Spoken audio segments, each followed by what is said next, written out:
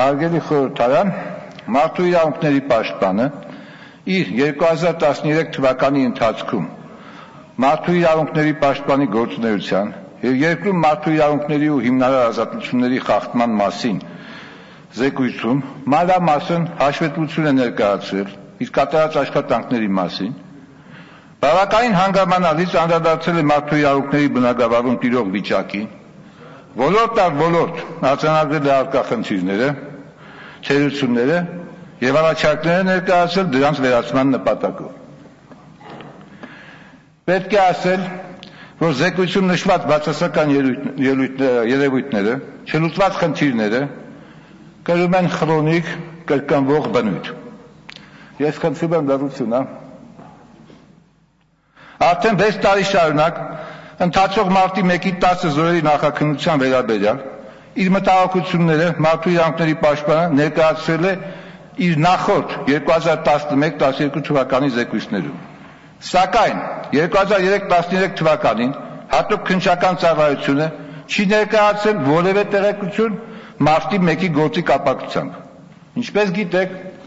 ընդդիմությունն իր հերթին առաջարկում էր մարտի 1-ի գործը ուսումնասիրելու նպատակով ազգային ժողովի ժամանակավոր հանձնաժողով ստեղծել, սակայն այն մերժվեց ազգային ժողովի մեծամասնության կողմից։ Ով է հավատում, որ մարտի 1-ի ոճրագործությունը հնարավոր չէր բացահայտել, դա պետք է վաղուց արված լիներ, սակայն առ այսօր որևէ մեկը պատասխան չի տվել Երևանի կենտրոնում կատարված 10 սպանությունների համար։ Հետևությունը մեկն է, միակն է,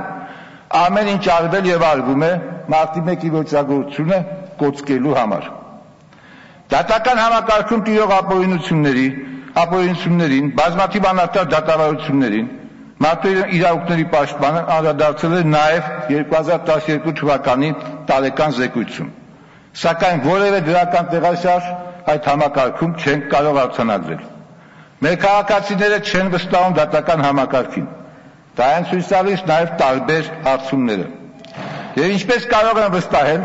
երբ տեսնում են, որ ոմանք անձեռնմխելի են և նույնիսկ մարդասպանության համար չեն դատապարտվում։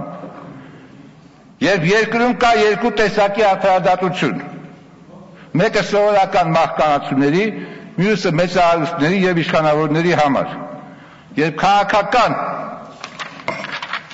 շարժառիթներով անարդար դատավճիռներ են կայացվում։ Համաձայն ներկայացված զեկույցի, չնայած դատական համակարգում առկա համատարած խախտումներին, դատավորների նկատմամբ հարուցվել է ընդամենը 3 կարգապահական վարույթ։ Բացասական երևույթները շարունակական բնույթ են կրում ոստիկանությունում, դատախազությունում։ Ըստ զեկույցի, ձերբակալված և կալանավորված անձանց նկատմամբ արձանագրված բռնության 363 դեպքերից ընդամենը 3,4%-ի դեպքում է հարուցվել քրեական գործ։ Խաղաղ պայմաններում բանակում մահացած անձանց քրեական գործերը շարունակում են մնալ չբացահայտված։ Ինչպես և նախորդ զեկույցում, ներկայացված զեկույցում նույնպես արձանագրված է, որ հարկային և մաքսային մարմինների որոշ պաշտոնական անձինք միաժամանակ զբաղվել են նաև ձեռնարկատիրական գործունեությամբ և առավելություններ ստացել միևնույն շուկայում գործող այլ գործարարների նկատմամբ։